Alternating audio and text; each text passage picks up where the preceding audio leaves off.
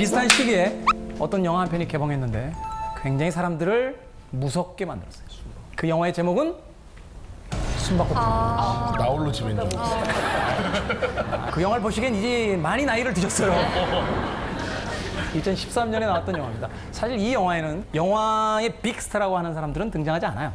그런데 이 영화 괜찮은 흥행 성적을 거두며 히트했습니다. 맞아.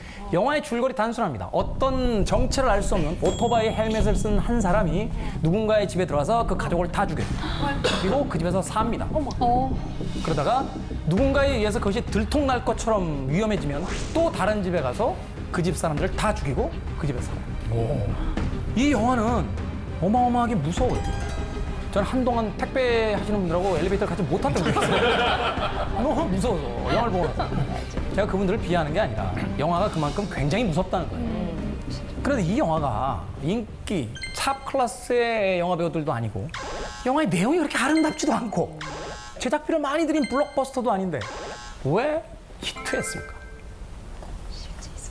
2007년도에 미국에서 서브프라임 모기지론 사태라는 게 터집니다. 그리고 약 600만 명 정도가 자기 집을 잃어요. 다 날라갔어요. 부채 때문에. 그리고 나서 우리나라에도 부동산 폭락에 대한 이야기들이 슬쩍슬쩍 뉴스에서 이야기가 나오기 시작합니다.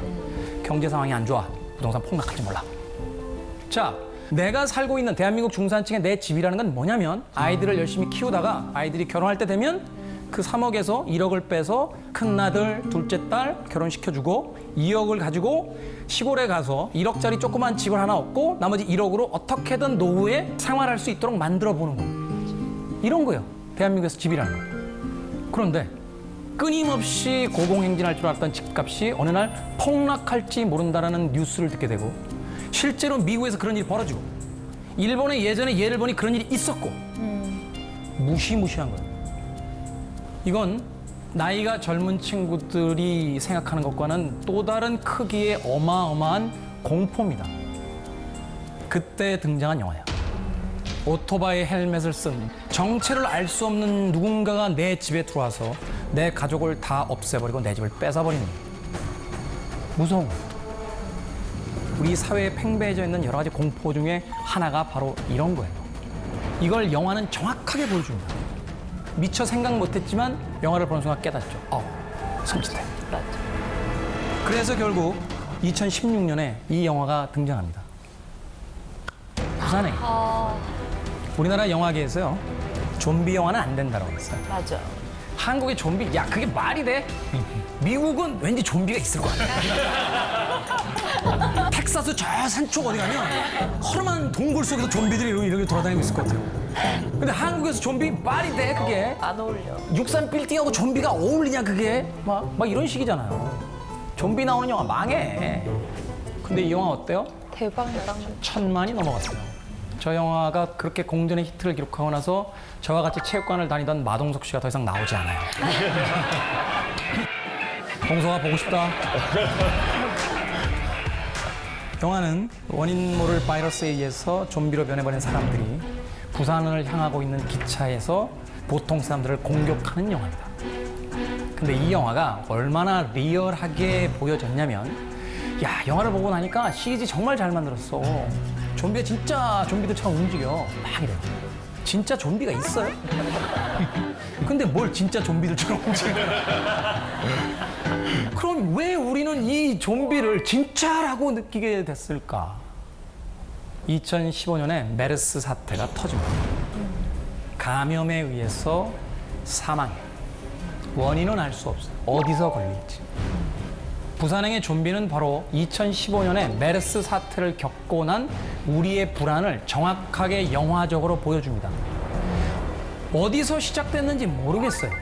그런데 무차별적으로 사람들이 감염되기 시작해요.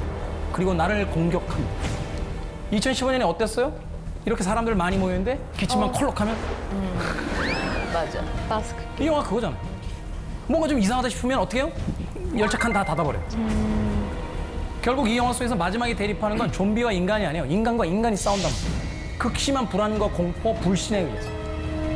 이걸 우린 2015년에 현실로서 겪었어요. 진짜를 겪었단 말이에요. 진짜를 겪고 나니 영화를 봤을 때 어때요? 진짜 이야기인 거예요. 그러니까 2016년에 부산행은 대박이 터집니다. 사람들이 이 영화를 절대로 존재할 수 없는 이야기라고 생각하지 않았다는 거예요. 벌어질 수 있는 이야기라고 믿었다는 거예요. 그래서 저 영화 속에서 펼쳐지는 모습들이 실제의 공포로서 다가온다라는 거예요.